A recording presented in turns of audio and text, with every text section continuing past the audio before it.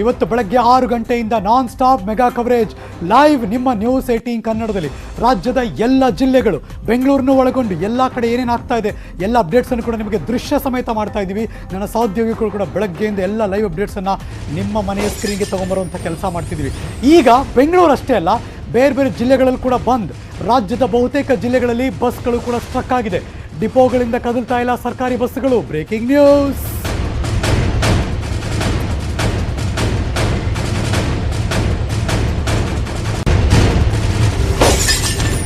ಬೆಂಗಳೂರಲ್ಲಿ ಒಂದು 55 ಬಸ್ಸು ಡಿಪೋಯಿಂದ ಹೊರಗೆ ಬಂದು ಓಡಾಡ್ತಿರೋದು ಬಿಟ್ಟರೆ ಬೇರೆ ಎಲ್ಲೂ ಕೂಡ ಬೆಳಗ್ಗೆಯಿಂದ ಅಲ್ಲೇ ಬಸ್ಗಳಿದೆ.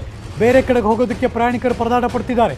ಮುನ್ಸೂಚನೆ ಇಲ್ಲದೆ ಬಂದ್ ಮಾಡಿದ್ದಕ್ಕೆ ಪ್ರಯಾಣಿಕರು ಕೂಡ ಆಕ್ರೋಶವನ್ನು ವ್ಯಕ್ತಪಡಿಸ್ತಿರೋ ದೃಶ್ಯ ಕಂಡು ಬಂತು.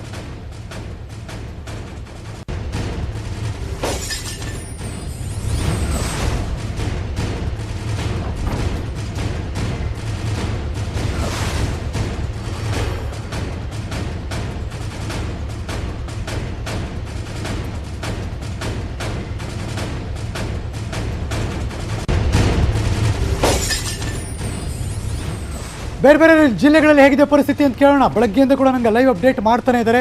ಒನ್ಸ್ ಅಗೈನ್ ನನ್ನ 3 ಜನ ಸಹೋದ್ಯೋಗಿಗಳೀಗ ಜಾಯ್ನ್ ಆಗಿದ್ದಾರೆ. ವೆಲ್ಕಮ್ ಬ್ಯಾಕ್ 3 ಜನಕ್ಕೂ ಕೂಡ. ಮೈಸೂರಿಂದ ಪುಟ್ಟಪ್ಪ, ಇನ್ನು ಶಿವಮೊಗ್ಗದಿಂದ ಲೈವ್ ಜಾಯ್ನ್ ಆಗಿದ್ದಾರೆ ಸಹೋದ್ಯೋಗಿ ನಾಗರಾಜ್, ಹುಬ್ಬಳ್ಳಿ ಭಾಗದಿಂದ ಲೈವ್ ಜಾಯ್ನ್ ಆಗ್ತಿದ್ದಾರೆ ನನ್ನ ಸಹೋದ್ಯೋಗಿ ಪರಶುರಾಮ್ ತಹಸೀಲ್ದಾರ್. ಅವ್ರ ಜೊತೆ ಮಾತಾಡ್ಸೋಕೆ ಮುಂಚೆ ಮೈಸೂರಿಂದ ಒಂದು ಬ್ರೇಕಿಂಗ್ ನ್ಯೂಸ್ ತೊಗೊಂಡ್ಬಿಡ್ತೀನಿ. ಮೈಸೂರಲ್ಲಿ ಬಸ್ ಬಂದ್ ಎಫೆಕ್ಟ್. ನಗರದ ಖಾಸಗಿ ಬಸ್ಗಳು ದರ್ಬಾರ್ ಜೋರಾಗೇ ಇದೆ. ಖಾಸಗಿ ಬಸ್ಸುಗಳಿಂದ ದುಪ್ಪಟ್ಟು ದರ ಅಲ್ಲೂ ವಸೂಲು ಮಾಡ್ತಿದ್ದಾರೆ. Breaking news.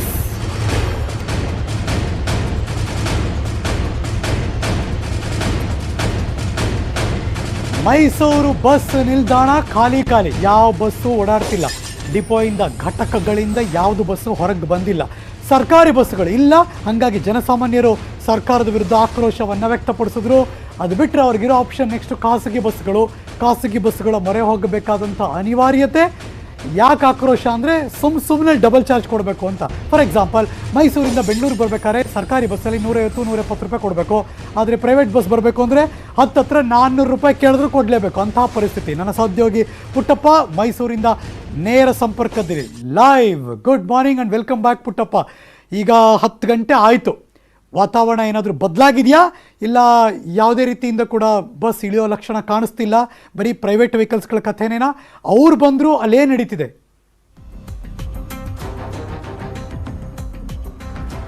ಖಂಡಿತವಾಗಿಯೂ ಹರೀಶ್, ನಿಮ್ಮ ಮಾತಿನಂತೆ ವಾತಾವರಣ ತಿಳಿಯಾಗುವಂತ ನಿರೀಕ್ಷೆಯಲ್ಲಿ ನಾವು ಇದ್ವಿ, ಅಧಿಕಾರಿಗಳು ಸಹ ಇದ್ರು. ಆದರೆ ಆ ಪರಿಸ್ಥಿತಿ ಈಗ ಸದ್ಯಕ್ಕೆ ಕಂಡು ಬರ್ತಾ ಇಲ್ಲ. ಏನು ಜಿಲ್ಲಾ ಸಂಚಾರದ ಜೊತೆಗೆ ನಗರ ಬಸ್ ಸಂಚಾರದ ಸೇವೆಯೂ ಸಹ ಸಂಪೂರ್ಣವಾಗಿ ಸ್ಥಗಿತವಾಗಿದೆ. ನಾವೀಗ ಮೈಸೂರಿನ ನಗರ ಬಸ್ ನಿಲ್ದಾಣದಲ್ಲಿದ್ದೇವೆ. ಇದು ನಗರ ಬಸ್ ನಿಲ್ದಾಣದ ಸದ್ಯದ ಪರಿಸ್ಥಿತಿ. 10 ಗಂಟೆ ಆಗಿದೆ. ಈಗಲೂ ಸಹ ಒಂದೇ ಒಂದು ಬಸ್ ಸಹ ಮೈಸೂರಿನ ನಗರ ಬಸ್ ನಿಲ್ದಾಣಕ್ಕೆ ಬಂದಿಲ್ಲ.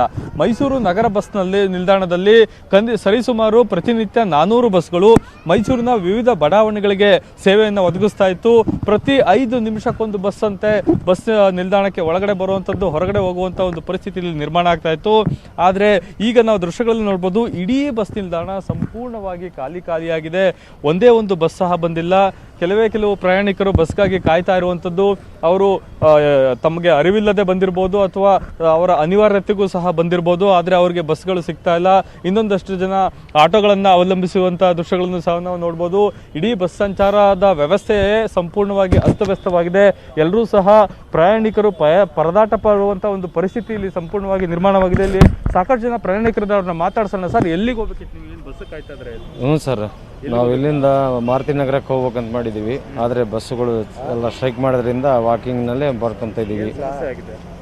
ಇದು ಸರ್ಕಾರ ಕಡೆಯಿಂದ ಕಂಡಕ್ಟರ್ ಡ್ರೈವರ್ಗಳಿಗೆ ಸ್ವಲ್ಪ ಪೇಮೆಂಟ್ ಇದ್ರ ಬಗ್ಗೆ, ಅವರಿಗೆ ಸ್ಯಾಲ್ರಿ ಬಗ್ಗೆ ವೃತ್ತಿ ಆಗಿರ್ಬೋದು. ಅದಕ್ಕೂ ಸಾರ್ವಜನಿಕರಿಗೆಲ್ಲ ಸ್ಟ್ರೈಕ್ ಮಾಡಿದ್ದಕ್ಕೆ ನಮ್ಮಂಥ ಬರೋರಿಗೆ ಹೊರಗೆ ಭಾಳ ತೊಂದರೆ ಆಗಿದೆ ಸಾರ್ವಜನಿಕರಿಗೆ. ಸರ್, ಏನು ಅನ್ಸುತ್ತೆ ಈ ಸ್ಟ್ರೈಕ್ ದಿಢೀರ್ ಅಂತ ಕರೆದಿರೋ ಸ್ಟ್ರೈಕ್ ಬಗ್ಗೆ? ತೊಂದರೆ, ಜನಗಳಿಗೆ ತೊಂದರೆ ಆಗ್ತದೆ, ಅನಾನುಕೂಲ, ಹೋಗ ಬರೋರಿಗೆ ಅನಾನುಕೂಲ ಆಗ್ತದೆ.